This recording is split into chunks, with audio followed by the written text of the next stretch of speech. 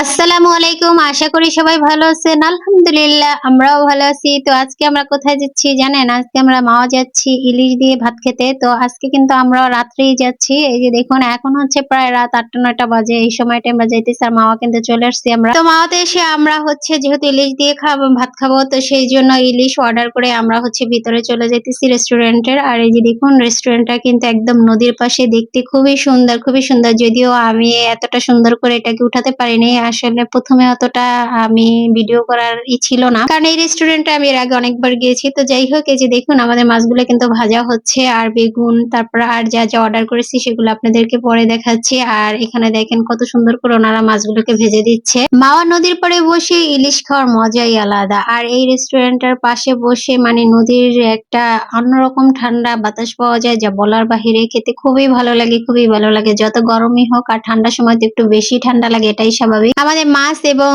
হচ্ছে যে বেগুন ভাজা হয়ে গেছে। এখানে হচ্ছে আমরা কাঁকড়া অর্ডার করছিলাম, কাঁকড়াগুলো ওই যে আমাদেরকে ভেজে দিচ্ছে। আর ইলিশ মাছের লেজ দিয়ে ভর্তা করে দেবে, সেটা হচ্ছে পরে আমাদের দেখাবে। আর এই যে দেখুন রেস্টুরেন্টটা কিন্তু দেখতে অনেক সুন্দর, কাঠ দিয়ে সমস্ত রেস্টুরেন্টটা তৈরি। তো যাই হোক, এই যে দেখেন কাঠের ঘরগুলো তৈরি। তো এখন হচ্ছে যে আমি রেস্টুরেন্টটাকে একটু ভিডিও করে নিতেছিলাম, আর আমার হাজবেন্ড হচ্ছে ওদিকে যে বসার জন্য যে জায়গায় বসবে সেই জায়গাটা ঠিক করে দেখতেছে। আর এখানে এসে কিন্তু আপনাকে ইলিশ অবশ্যই দাম দর করে কিনতেই হবে, কারণ হচ্ছে ইলিশের দাম দর করেই নিতে হয়, এটাই স্বাভাবিক। তো যাই হোক, এই যে দেখুন গাছপালা দিয়ে একটু ঘেরা, তো খুব ভালো লাগে। আর এখানে দেখুন কতটা সুন্দর। আর এই যে একটা দেখেন পালকিও দেখা যেতেছে, অনেকদিন পরে পালকি দেখতে পাইলাম। আপনারা কারা কারা পালকি পছন্দ করেন? আমার কিন্তু খুব ভালো লাগে। আর পালকিটাও দেখেন অনেক সুন্দর করে রং করা ছিল, দেখতে খুব ভালো লাগতেছিল। আর রাতের সময় যদিও আমি ভিডিওটা করেছি, তারপরে দেখেন অনেকটাই সুন্দর হয়েছে। এটার কালার গুলো এত সুন্দর আসছে যে বলার বাইরে। তো আমাদের খাবারগুলো কিন্তু রেডি হয়ে গেছে, ওনারা আস্তে আস্তে আমাদের খাবারগুলো কিন্তু টেবিলে দিয়ে যেতেছে। আর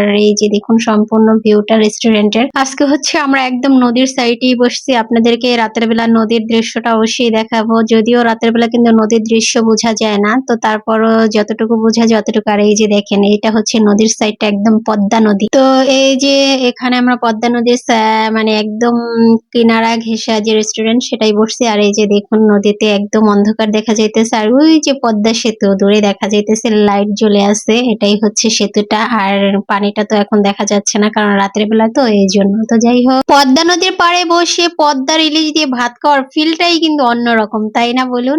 আর কি বলবো, যা বলার বাহিরে। তো যাই হোক, আমরা এখন খাওয়া দাওয়া করে নিতেছি। এই যে দেখুন আমরা হচ্ছে খাওয়া দাওয়া করতেছি। এখানে হচ্ছে পেঁয়াজ ভর্তা, তারপর হচ্ছে বিভিন্ন রকম ভর্তা দিচ্ছে, ডাল, তারপর হচ্ছে এই যে দেখুন কাঁকড়া, ইলিশ ভাজা, তারপর বেগুন ভাজা, তারপর হচ্ছে ইলিশের লেজ ভর্তা। তো এগুলো দিয়ে আমরা খেলাম। ইলিশটা অনেক অনেক মজা ছিল, যা বলার বাহিরে। ভীষণ মজা ছিল, অসম্ভব মজা। আর কাঁকড়া এর আগে আমি কখনো খাইনি, প্রথম খাইছি, তবে খেতে খুবই ভালো লাগছে, স্বাদ লাগছে। তো যাই হোক, পদ্মা নদীর পাড়ে বসে খাওয়ার ভিডিওটা আপনাদের সাথে শেয়ার করলাম। তো এই পর্যন্তই আজকে। সবাই ভালো থাকবেন, সুস্থ থাকবেন। আল্লাহ হাফেজ।